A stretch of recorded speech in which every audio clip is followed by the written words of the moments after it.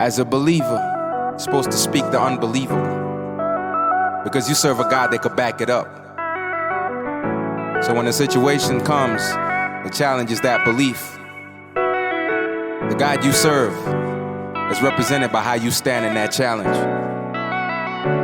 Yeah. Using one's talents to serve God and minister, I have found no greater privilege. There are no more distinguished titles than those called the God who in his wisdom is infinite. But along with this honor and nobility, there isn't a greater responsibility. And when I saw Prophet Elvis's letter to the churches, I too had to assess my own stance regarding ministry. Who do we serve? What does it mean for Christ to make us the salt of the earth?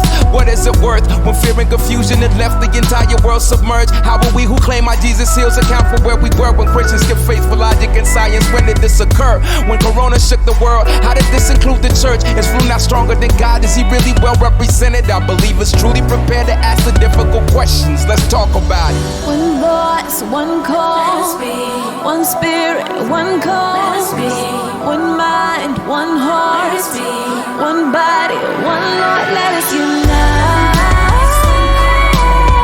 One spirit, one as the body of Christ.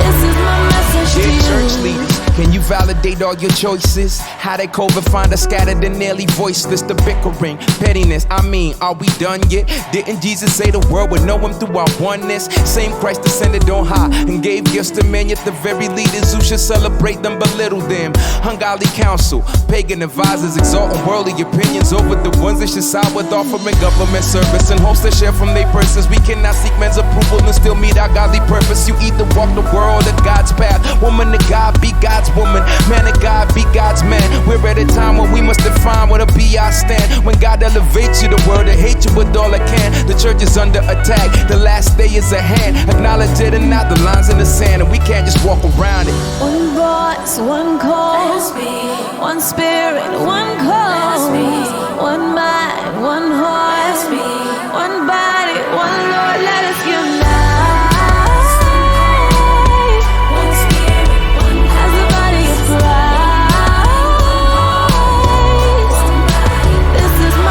All the crazy things I've seen in 2020 so far, it takes the icing on the cake, cuts it right off the top. A church that thinks this world could really have its interests at heart. Like any given chance it gets, it won't rip us apart. The marketplaces are open and congregate in the malls. They're even having campaign meetings in closed church halls. The crowds are open, churches should find all the true saints involved. Let's not hold our tongues till we find that we got no say it all. Open the church.